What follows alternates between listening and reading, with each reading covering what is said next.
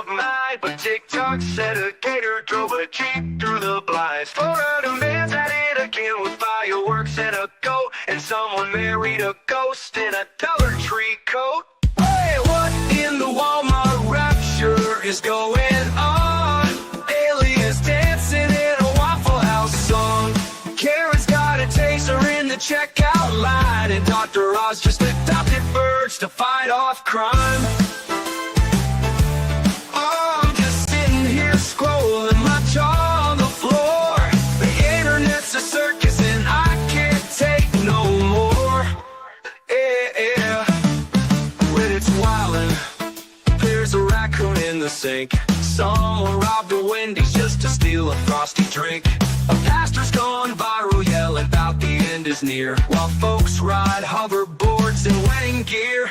Yeah, what in the Walmart rapture is this mess? Florida's a movie, but it's filmed in VHS. Someone fed meth to a squirrel named Dave, and now he's in a cage just throwing rave. I'm just... Hey guys, it's Mo from Mo in the Deep End and Mornings with Mo. It's a Tuesday and we're just here. We're here and we're gonna be fine. I'm over here trying to go through all of my lists and stuff, so sorry. Good morning, Tammy Fayette, and thank you, Wolfram, for your Modly Mod duties. Dan Davis, good morning. 80s Music Man, Neon Gamer, welcome. Out and About with Diane, welcome, and thank you, Jason JJJ, for gifting 5 memberships, and those went to Denise Sells. Let's Talk Megan's Hair, Christopher McCoy, I Am the Princess, and Black Bear. So congratulations. Welcome to the Church of Mo. We are, we're here with TrueCom's headlines and, dark chocolate and or day drinking wine, whichever you prefer. Honestly, today might be today. Welcome, Rickles and Tammy C.A. Mr. Mo banging on stuff. Shore Life Creations. Kathy Trout, Patrick W., Captain Kernan Makes. Welcome, welcome. So we have a lot of stories this morning. This first one, I hope we get a really good ending to this story, but I have a lot of questions just looking at the headlines. 3 young sisters vanished during a planned visit with their homeless father in Washington. So was he I guess we'll just figure this out when we read the article, but if this father was homeless, why was he given visitation with his children if he didn't have at least a safe place to stay? A desperate search is underway in Washington for 3 young sisters who were last seen with their troubled and homeless father as part of a planned visitation, police officers are announcing. Now, police are searching for Peyton Decker, 9 years old, Evelyn Decker, 8 years old, and their youngest sister, Olivia Decker, 5 years old, who were last seen Friday shortly after 5:30 p.m. when they went to visit their father, Travis Decker, who is 32 years old, according to the Wenatchee Police Department Saturday. Now, again, I have a lot of questions. Why would these girls go with their father? Family courts, could you make things make sense? I see women who shouldn't, be fit to rent a toaster get to keep their kids from fathers who are doing a great job because reasons. So I have no idea. Now, the missing girl's mother, Whitney Decker, is pleading for the public's help to get them found. Last night at 8 p.m., Travis was supposed to drop the girls back off with me, but never showed up. She posted on Facebook. Now, the cops have him going north out of Wenatchee at 5:41 p.m. If you keep them, if you see them, keep an eye out for them. His phone is off in every hotel in Wenatchee and East Wenatchee have been checked out. So this is Peyton on the screen right now, Evelyn, and then this is Olivia. What is going on here? Again, if he's unstable, if he has mental health issues, why were they made to go over to this unstable person? Now, the visitation was part of a parenting plan, but he has since gone out of parameters of which is not normal and is causing alarm, according to a press release from the Wenatchee Police Department. Now, Travis currently doesn't have a home, but has been living out of his vehicle, a white 2017 GMC Sierra, or at various motels or campgrounds around the area. Now, they haven't returned to any of those area hotels or yes, I can towards the end after the story because it's actually coming along. We found tiles that we might not hate in the bathroom, which for us is about as close to both of us loving something that we can find in our marriage. If we both are relatively okay with the choice, because we can't agree on any design choice whatsoever, we pick it. Again, this is the father. I have so many questions. This really seems like someone dropped the ball. Again, if and I'm not looking down on people that are homeless or maybe going through struggles with mental health or things like that, but children should not be subjected to, adults who are having problems. Again, let's keep the kids safe. I don't know why I have to say this in 2025, but family courts, let's keep children safe for a change. Now, authorities said the disappearance of the three sisters has not met Amber Alert criteria, but they have issued a missing and endangered person alert through Washington State Patrol. Now, Decker is described as 5 feet 8 inches tall with black hair and brown eyes, last seen wearing a light shirt and dark shorts. His pickup truck has Washington license plate with the number DC0165C, according to the wanted poster released by the police. Now, Peyton Decker was last seen wearing a blue shirt, purple shorts, and pink Nikes, while Olivia was wearing a coral or pink shirt, and Evelyn has blonde hair and brown eyes. Now, if you recognize Decker or his children, call 911. Do not try to approach them yourself. But I hope we get a good update from this story and everyone in this family gets help, because it just seems like there's a whole lot of Jesus needed. So let's hope they all get help. That being said, in a story that I reported on yesterday, it does look like there might be more behind the scenes as far as the King of the Hill actor Jonathan Joss's death yesterday or on Sunday. King of the Hill actor Jonathan Joss's husband says the star's killing was a homophobic hate crime, but cops are, I guess the evidence isn't in, or at least cops haven't found the evidence to go ahead and add that enhancement or sort of that particular label to the crime. Now, it always struck me dumb to have hate crimes because I figured no one ever robbed anyone out of kindness, but I'm not a politician. I simply read news stories. The husband of King of the Hill star Jonathan Joss alleged that the voice actor was unalived by a homophobic neighbor after enduring years of violent threats on their street, but both residents on that street and police are telling a different story. Quote, he was murdered by someone who couldn't stand the sight of two men loving each other.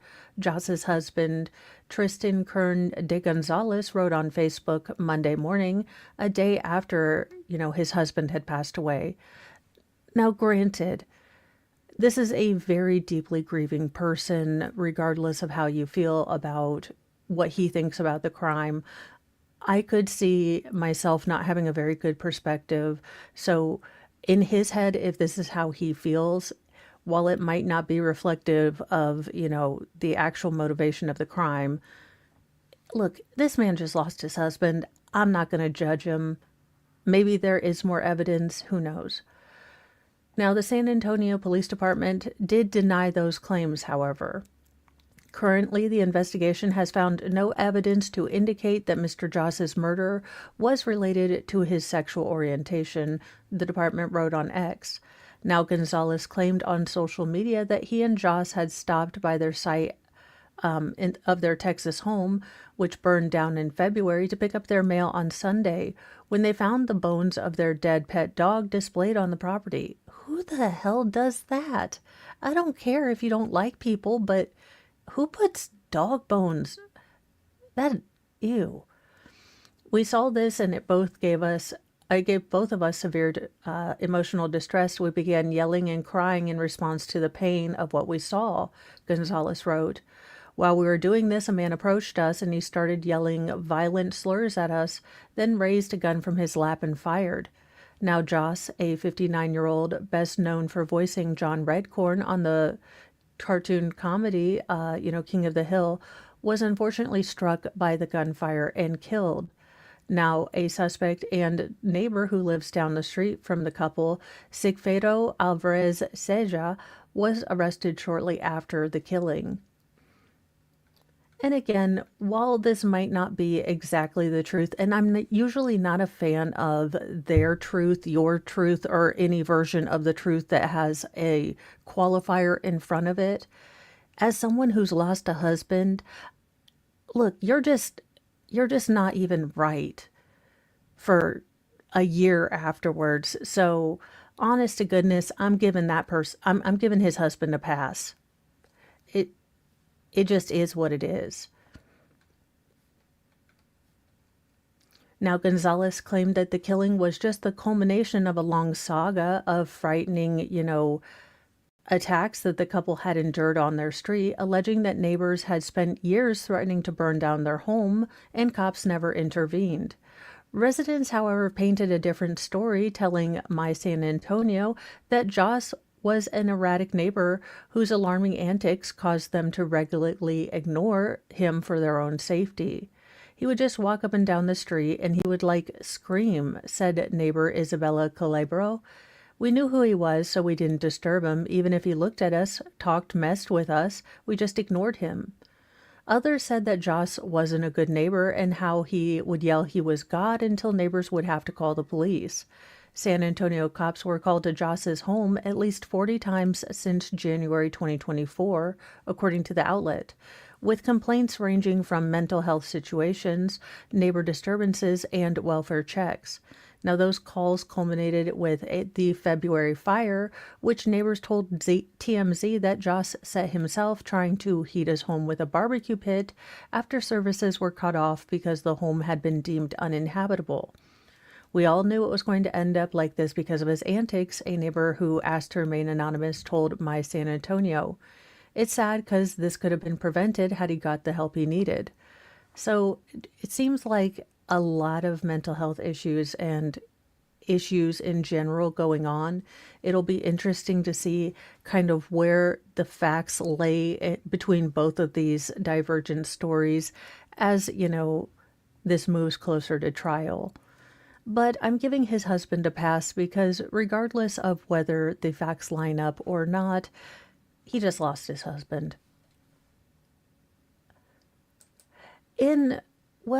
We're doing this again. And I don't mean this to be a hateful butt monkey, but Britain, UK, I think you guys have a couple more issues than spending more billions of pounds trying to find this young girl right now.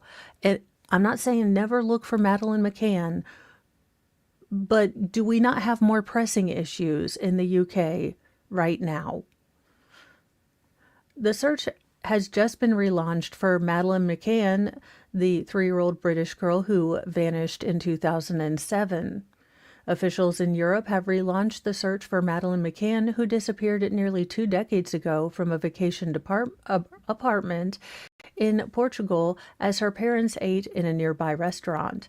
Now, Portuguese parents are searching the Algarve region where the British toddler vanished in 2007 when she was 3 years old, according to Reuters. Now, the country's southernmost area of the Algarve is known for beaches and golf resorts. Portugal's investigative judicial police said the new search comes on the heels of a request from German authorities.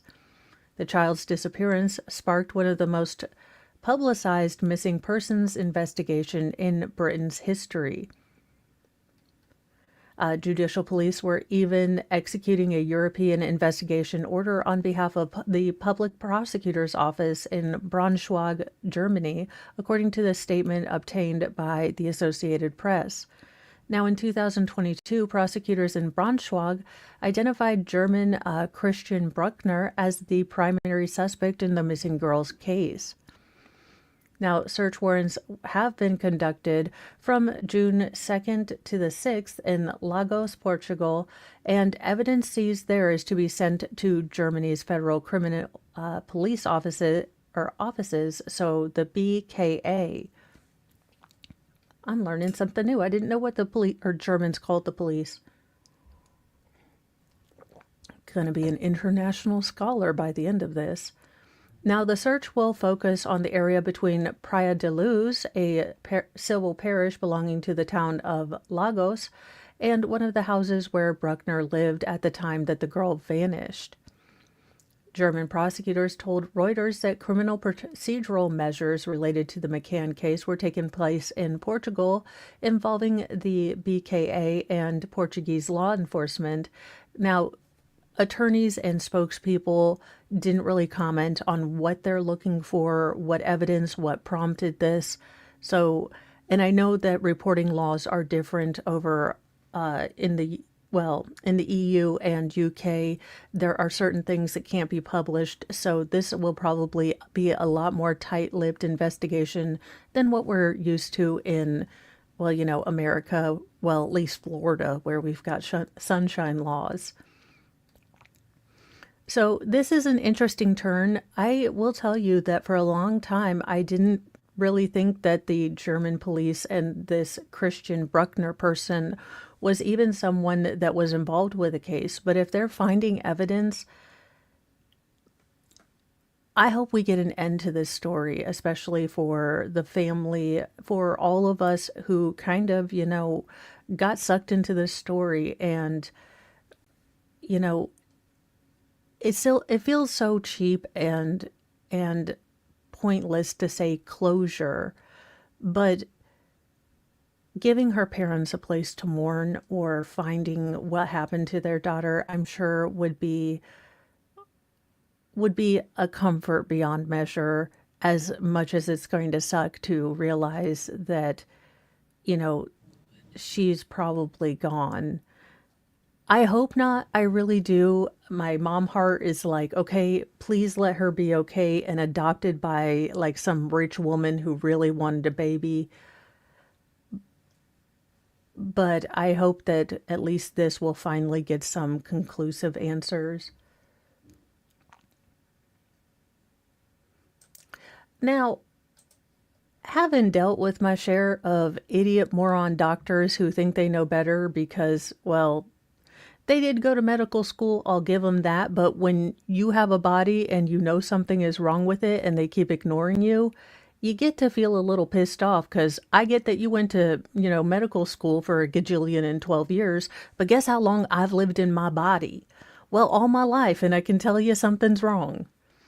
This doctor was doing the opposite, however. He wasn't ignoring sick patients, he was diagnosing healthy patients with chronic conditions. A Texas doctor got 10 years in prison for diagnosing healthy people with chronic conditions. It's not a game you want to win. I mean, just speaking from personal experience, you don't get like extra tokens at Chuck E. Cheese's or anything. You do get a fun, handy capable parking sticker, but you do have to go to the DMV. So all in all, it swings and roundabouts, but I'd rather be healthy if I was honest. A Texas rheumatologist was sentenced to 10 years in prison for a cruel healthcare fraud scheme that involved diagnosing hundreds of healthy people with chronic diseases that required expensive and dangerous treatments.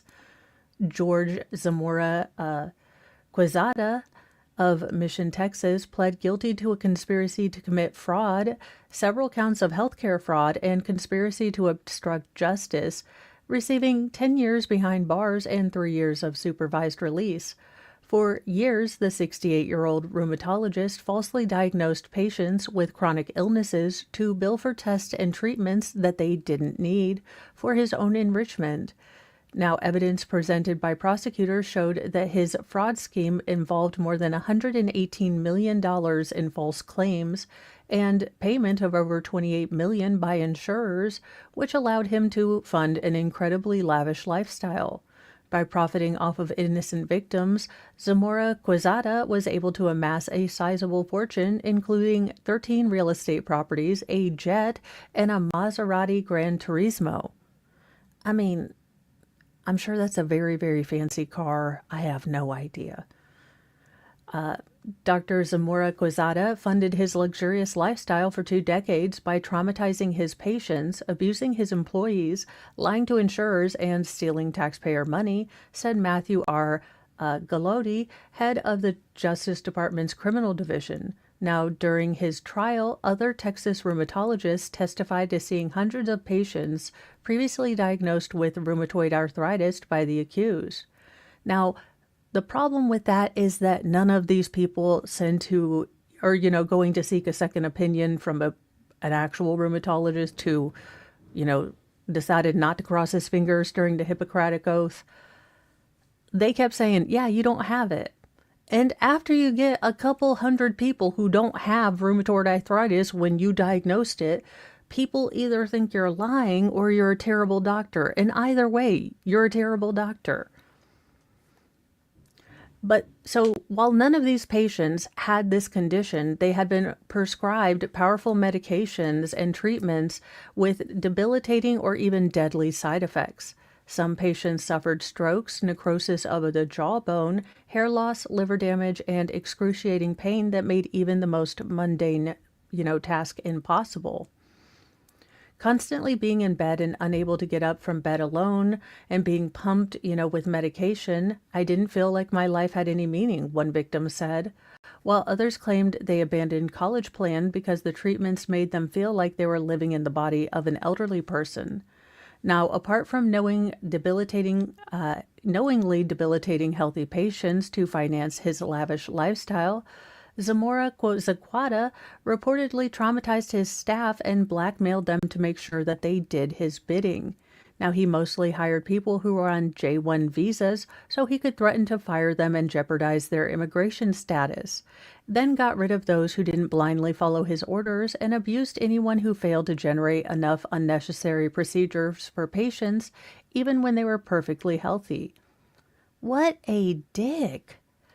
Oh, hell no. We are bringing in final form Jesus because when I read the next paragraph, you are going to want him here with his 6-pack abs.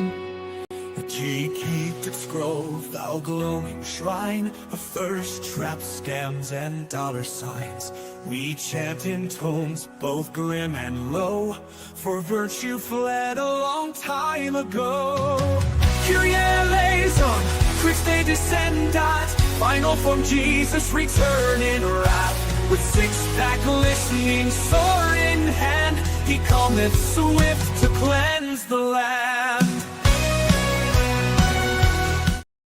Okay, I was going to let God deal. I was going to let, the Texas penal system deal with him. I wasn't even going to call final form Jesus or Lord Chippy. But then I was about to read this next sentence. And y'all, I think you'll agree with my verdict and my judgment. Unlike Judge Bev, I think about it for a second, then I pull the trigger. I mean, I just don't have any white claws in between. So really, I'm doing this mostly sober. Patients young as 13, for juvenile rheumatoid arthritis, something that is incredibly debilitating. I've known people that had juvenile rheumatoid arthritis, but as someone who has a chronic condition, let me tell you, you don't have a chronic condition without being on some heavy-duty medications that are just about as sucky as the chronic condition. So the fact that you tormented 13-year-olds so you could have a Gran Torino or whatever the hell pisses me off to the depths of my soul. Now, his sentence brought much needed closure to hundreds of victims and their family. Now, although some of them have serious health problems as a result of the medications and treatments that they were prescribed by this disgraced rheumatologist, they can take comfort knowing that he's been brought to justice and others won't be wrongly diagnosed as well. Now, he will have to serve 10 years in prison and 3 years of supervised release. He is also ordered to pay back $28,245,454, including all 13 of his real estate properties, his private jet, and luxury cars. I'm just saying, if they could just run over his foot one by one, like I feel like restorative justice, he needs to be in pain for a long time too. This is why I'm not a judge though. Also, this is probably why I can't be president because we'd be kicked out of the UN. But I'm okay with a little light, foot injury. I'm just throwing that out there. It's probably why I haven't been picked to be a judge. Well, I mean, forget feeling breathless because you're climbing up the stairs. If you're trying to, get ready for Everest, you can become hypoxic in your own house without a gas leak. And you're happy for it. After record-breaking Everest climbers revealed that they used hypoxic tents to get altitude ready without acclimatizing on the mountain, we took a look at how the technology worked. Again, starving your brain of oxygen at home for money, the American way.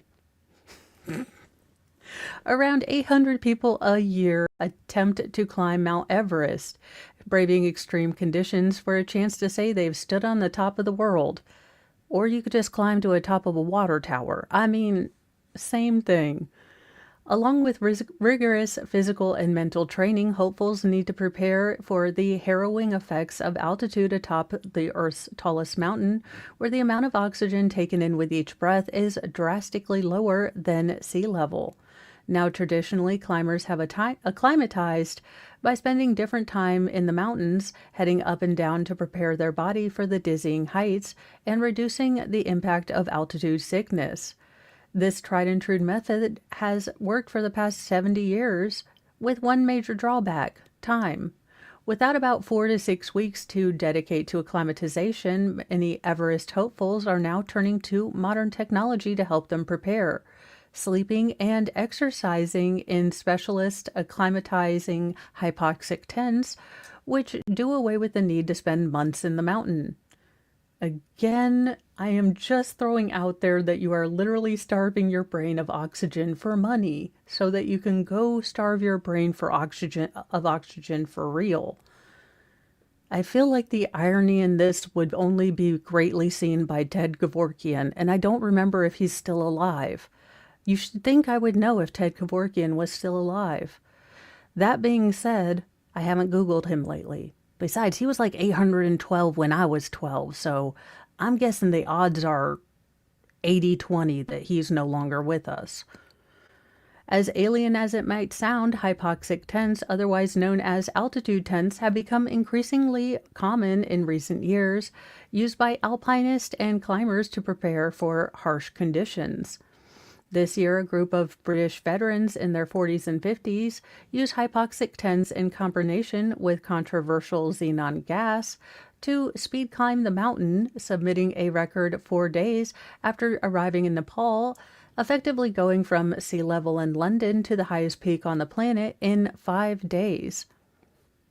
Interesting. I didn't think he was still alive, mostly because I remember him being like old as Father Time when I was 12. And I couldn't quite get why everyone was mad at him. But then again, as a 12-year-old, you don't get the, intricacies of end-of-life euthanasia. Who'd have thunk it? Maybe I shouldn't have watched Muse all the time. The very next day, U.S.-Ukraine climber Andrew Yashakov claimed to have broken their record after spending over 400 hours acclimatizing in a hypoxic tent. Now, he says he went from New York to the Everest summit in just 3 days, 23 hours, and 27 minutes. Now, call me crazy, and I don't mean to be a butthole, but I thought the whole part of climbing Mount Everest was finding yourself, taking the time, smelling the roses or the snow as you got to the peak and basking in the minute of doing something that very few people have done. I didn't think you were supposed to speed rush it like you were watching Lord of the Rings, not the extended versions. I don't know. But that being said, apparently with these new 10s, you can, just speed through your Everest run faster than you could watch Lord of the Rings, the first one on extended, edition. So simply put, hypoxic 10s mimic low oxygen levels of high altitude environments. At the air at sea level contains about 20% of accessible oxygen, a number that drops dramatically the higher you get. At base camp in Everest, it's about 10%, and by the summit, it's down to just a third of the accessible oxygen quotient at regular sea level. Healthy individuals with blood usually have blood oxygen saturations around 98 to 100. At altitude, that number drops to about 87 to 92. So this weakening effect, the lack of, good oxygen circulating through your body, can make you altitude sick. So that's why people are sitting here like this inside their house. Now, y'all, I make fun of people for going outside, but if this is the kind of BS I have to do to be an outside cat, I will simply stay an indoor cat with, inside hobbies. Why this looks like the boy from the bubble, I will never. This is the things people do to themselves for reasons. But there you go. If you would like to, they do sell hypoxic tents, and you can starve your brain of oxygen without having to be above sea level. There you go. I am neither sponsored nor medically responsible enough to tell you whether you should get these or not. That would be a question for your doctor. Just make sure he doesn't have, he isn't trying to charge you for tests that apparently you don't need. There you go. Again, people, I mean, have you ever tried Candy Crush? You get a rush, or those little games where it's like Candy Crush, but you have to save the king from getting boiled in lava or crushed by rocks. Those can be just as heart-stopping, or, just think of how much money it's going to cost to put 6 kids through college. That usually gets my heart just racing. Just kidding, you guys. If you want to go, climb Mount Everest, you have my blessing. I just don't quite see the point, but not everyone's an inside cat. Now to the time we've all appreciate, we love, we bring him back every day. Lord Chippy, justice is a journey, and Lord Chippy awaits. Although, doggone, he wished people would just, straighten up and fly right, because he'd like a day off. They're our skin, they steal our grace. These monsters wear a human face. No gavel, no badge, no throne, no crown can stop Lord Chippy from burning them down. Justice ain't fast, justice ain't clean. It's a long, sharp road through the in-between. So raise your fists and light your flames. Chippy's coming and he don't play games.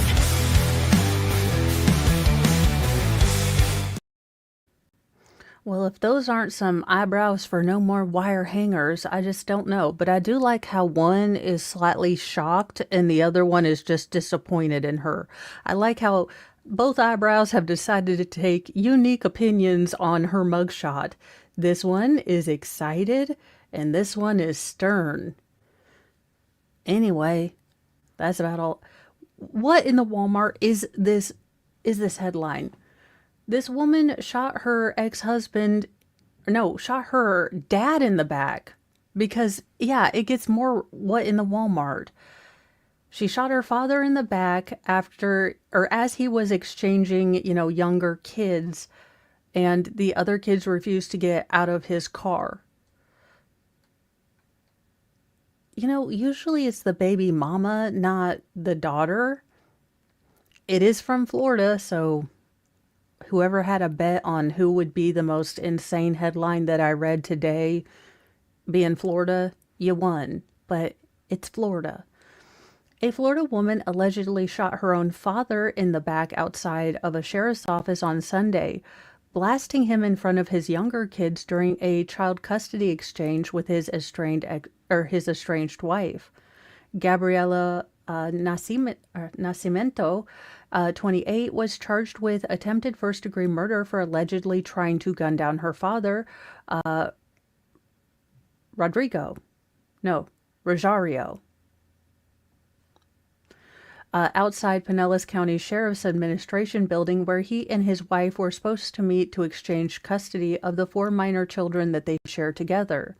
Now, during the exchange, Roger and his sister and then his estranged wife were standing outside of their vehicles in the parking lot, just having a chit chat, talking about your mom and them, catching up, that kind of thing.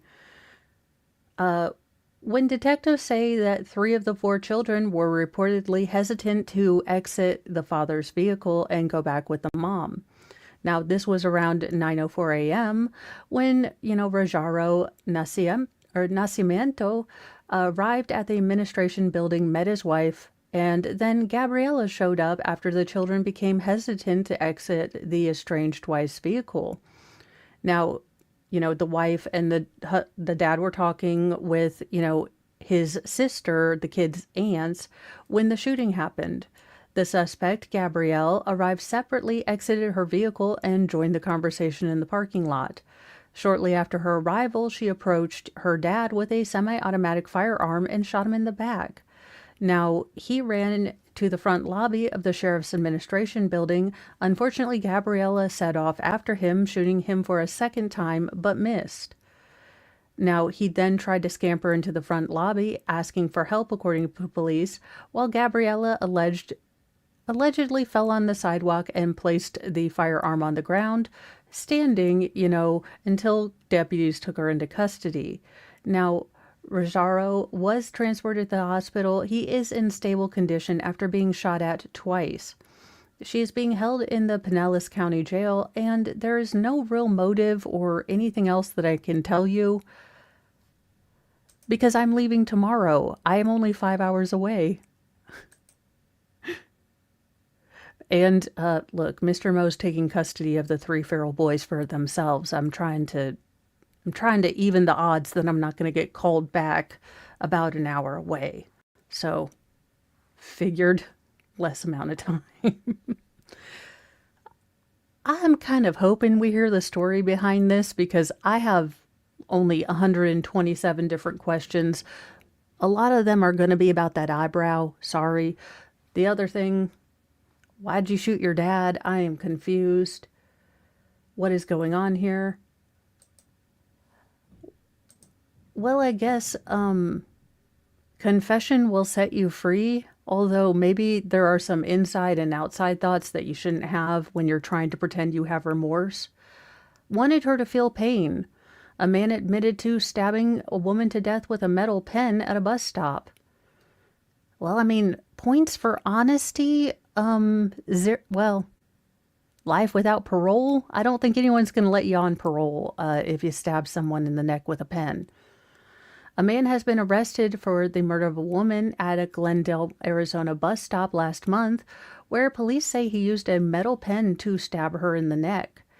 James Marshawn Christopher Weekly, 27, confessed to the murder, according to Glendale police officer Moroni Menendez, who spoke during a Friday news conference, though Menendez suggested that Weekly's versions of events kind of painted him in self-defense mode.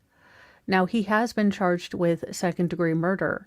On April 28th, just after 9 p.m. local time, officers responded to reports of a stabbing near the corner of 83rd Avenue and Cardinals Way. That's where they found an injured Judy Ann Lopez, 62. She was brought to the hospital where doctors attempted to save her life, but unfortunately she passed away from her injuries. It was horrible, that thing that happened to my sister. No family should have to go through that, but a lot of families do, Linda Lopez, Judy's sister, said at a press conference before profusely thanking the detectives for their work on the case. Justice will be served for my sister. Menendez described the difficulties in finding a lead in the case due to there being no surveillance of the stabbing, but footage from a Valley Metro bus helped carry the investigation forward. We discovered that Judy had boarded one of our Valley Metro buses in the Valley and got off at that intersection, he said, adding she was seen on the bus video with a cell phone, and she had that cell phone with her when she was getting off the bus. After she was transported to the hospital, and the scene was completely gone through, they still couldn't find her cell phone. So after extensive detective work and investigating, we were able to obtain cell phone data records, and they were the ones that were used to locate the cell phone.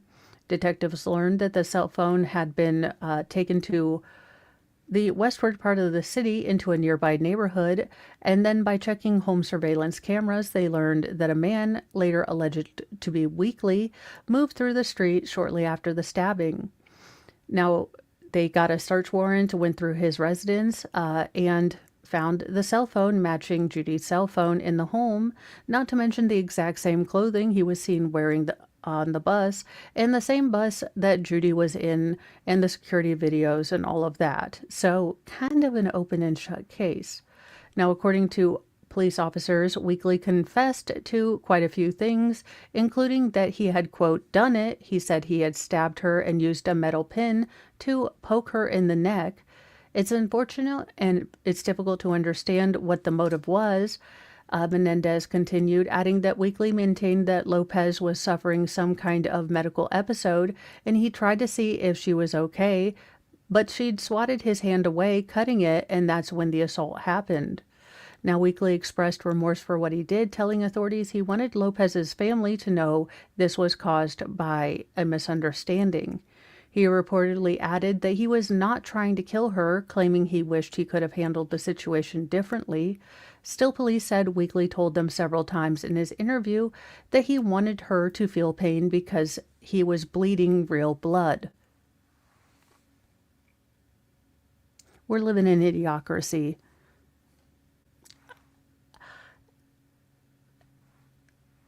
Sir, there is not a Hallmark card for "I'm sorry, but your loved one made me bleed a little, so I decided to end their life."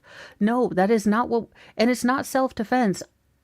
That's it. I'm bringing back civics. I'm bringing back home economics, where you learn how to write a check. I'm going to bring back a lot of things. Because holy God, these two stories, I think Jesus might be afraid to come back. Have you seen what we've been doing to the joint here lately? He's like, no, I'm going to stay in heaven. These people are nuts. In our final story, because it looks like they started court early today, I figured we would end on the craziest wills ever. I've written 30,000 wills. These are the strangest requests. Please let it be to flip off everyone I leave a list of. Look, I have very weird things that I want in my will. Robert and Gil, it's Jill, but with a G, because confusion. Robert and Jill Phillips set up Pembroke Will Writers in 2000 with a second-hand laptop and a printer in the dining room of their home. A quarter of a century and 30,000 wills later, they've probably seen and heard it all, from requests with no legal bearings to families challenging what loved ones wanted. In one of the strangest encounters over the year, the family-run company based in Gillingham, Kent, said they were paid for their services with live crab. That's some good crab. That's some good food. Get some butter? I'd take crab. My kids would definitely take crab. Robert, aged 62, said, I had a client who couldn't pay me, but he always talked about seafood, so he gave me a huge live crab as part of a payment. It had elastic bands around his claws. I felt so bad for it, so I drove it down to Sharps Green in Gillingham and, released it into the sea. I was worrying someone might think I was up to something suspicious, so I actually called the police to let them know. I said, if anyone reports someone acting suspicious, it's just me. I'm putting a crab back into the sea. This sounds like a conversation I would have with the police. And reading it on paper makes it sound so much more ridiculous. And I realize this is something I would do. Because it would. I'd be like, look, if you see me near the docks, I am not hiding a body. I am returning a, crustacean to the sea. Because I love Sebastian. I'll be leaving tomorrow. So in the morning, I'll probably do mornings with Mo and then head on out. Because of client confidentiality, Robert can't go into too many details because it's often tricky to marry people's request with what's legally possible. For example, he once had a mom who wanted to ensure her sons didn't spend their inheritance on fast cars and fast women. He said, "But who defines fast women?" I tried to explain that you can't really put that in a will. All that will happen is there'll be endless court arguments over what counts as a fast car or a fast woman. We always tell clients not to rule from the grave. If you're leaving money, it's best to just trust the people will use it wisely, or you'll be passed on to the great beyond. So if Cletus decides to buy, 27 Camaros in 1 year, you won't know. While most wills involved rarely or relatively modest sums, Robert and Jill, 61, have dealt with some major arrangements, including someone from London who had over $108 million to leave. At the other end of the scale, there are issues arising with recipients not being happy or entirely truthful about their circumstances. For example, someone asked to have their inheritance paid into their sister's bank account, even though the law required the payment go directly to them. Robert added it was likely that they were on benefits and didn't want their money going into their own account for fear that they would lose those benefits, but you still have to pay insurance, and inheritance directly into those. Over the years, the industry and the family business have seen several cases of people disagreeing with their loved ones' wishes. It's becoming more and more regular since the pandemic because of changing circumstances. People have been desperate for money, so they're willing to challenge a will when they know they've got really no chance of winning. They've never had one challenged and won. Before starting the company, Roberts did a stint in the Royal Navy where he joined at 16 and 11 years in Kent as a police person before becoming a financial advisor. It's common to deal with people who've had no arrangements for their deaths, so he started thinking. And he said, "I thought it'd be a good idea if we could recommend someone, so I spoke to my wife's cousin in Norfolk who wrote wills and asked whether we could recommend him. He said no because he's miles away and then suggested that they should do it themselves." The Falklands veteran joined the Institute of Professional Will Writers and passed various courses over the years to gain qualifications that he needed.